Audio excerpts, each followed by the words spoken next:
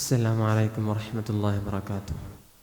بسم الله الحمد لله الصلاة والسلام على أشرف المرسلين وعلى آله وصحبه أجمعين أما بعد.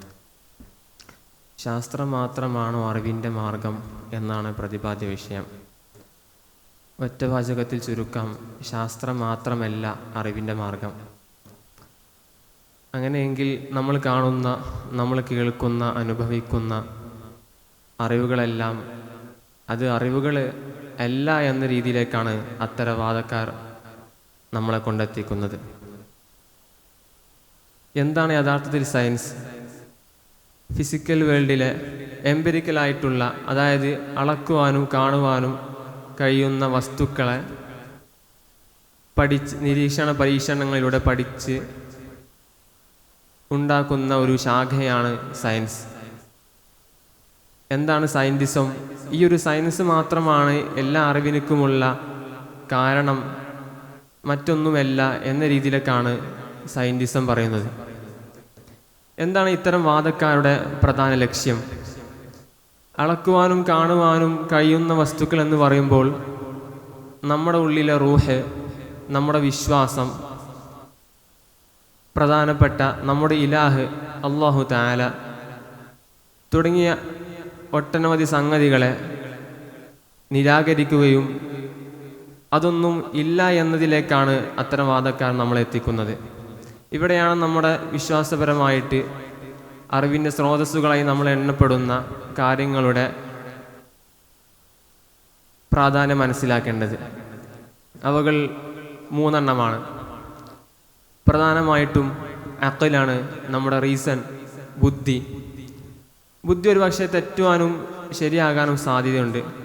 പ്രത്യേക രാഷ്ട്രീയ പാർട്ടിയോടോ വിശ്വാസത്തോടോ കൂറു പുലർത്തുന്നവൻ അതിനക്ക് എതിരായിട്ട് വല്ല വാർത്തയോ എവിഡൻസോ വരുമ്പോൾ നമ്മുടെ ബുദ്ധി ഒരു പക്ഷെ അതിനെന്താവുകയില്ല, അക്സെപ്റ്റ് ചെയ്യുകയില്ല, മറിച്ച് അതിനെ നിരാകരിക്കുകയാണ്. ഈ ഒരു ബുദ്ധി ഒരിക്കലും ശരിയായ ബുദ്ധിയല്ല. ബുദ്ധി തേടുന്നത് തൃപ്തിയെ മാത്രമാണ് തേടുന്നത്. എന്നാൽ ശാസ്ത്രത്തിൻ്റെ വിഷയം നോക്കുകയാണെങ്കിൽ ശാസ്ത്രം തെറ്റാൻ കൂടുതൽ സാധ്യതയുള്ളതാണ്. നൂറ്റാണ്ടുകളായി നമ്മൾ വിശ്വസിച്ച് പോകുന്ന കാര്യമാണ് പ്രപഞ്ചത്തിൻ്റെ കേന്ദ്രം അത് ഭൂമിയാണെന്നും ഭൂമിക്ക് ചുറ്റും സൂര്യനും മറ്റു നക്ഷത്രങ്ങളും എല്ലാം കറങ്ങുന്നു എന്നത്. എന്നാൽ ഗലീലിയോ, കോപ്പർനിക്കസ് പോലത്തെ ശാസ്ത്രജ്ഞന്മാർ നിരീക്ഷണങ്ങൾ നടത്തുകയും പരീക്ഷണങ്ങൾ നടത്തി പ്രപഞ്ചത്തിൻ്റെ കേന്ദ്രം സൂര്യനാണെന്നും സൂര്യൻക്ക് ചുറ്റുമാണ് ഭൂമിയും മറ്റു ഗോളങ്ങളെല്ലാം കറങ്ങുന്നത് എന്ന തരത്തിലേക്കാണ് അവർ കണ്ടുപിടിച്ചിട്ടുള്ളത്.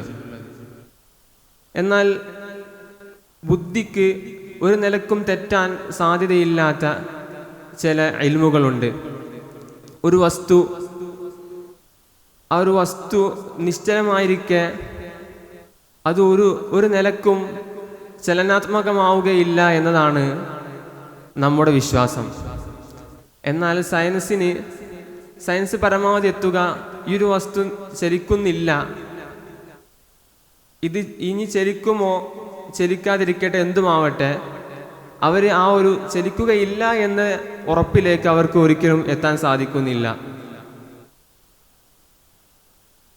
നമുക്കറിയാം, അത്തരത്തിലുള്ള മറ്റൊരു പ്രധാനപ്പെട്ട ശാഖയാണ്, മറ്റൊരു കാരണമാണ് അറിവിൻ്റെ നമ്മുടെ ഇന്ദ്രിയങ്ങൾ. പഞ്ചേന്ദ്രിയങ്ങൾ കൊണ്ട് നമുക്ക് ധാരാളം ഇൽമുകളും അനുഭവങ്ങളും എല്ലാം കിട്ടുന്നുണ്ട്. സയൻസിൻ്റെ ഇൻവെൻഷൻ നടക്കുന്നത് ഏകദേശം BC 3000 കാലത്താണ്. ഇതിനു മുൻപ് മനുഷ്യരുണ്ട്. അപ്പം അത്തരം മനുഷ്യരെല്ലാം അവർ അറിവിൻ്റെ അടിസ്ഥാനമായി കണ്ടത് അവരുടെ ബുദ്ധിയും ഇത്തരം ഇന്ദ്രിയങ്ങളുമാണ്. മൂന്നാമതായിട്ട് ഖബർ സാദിഖ്, ടെസ്റ്റിമണി.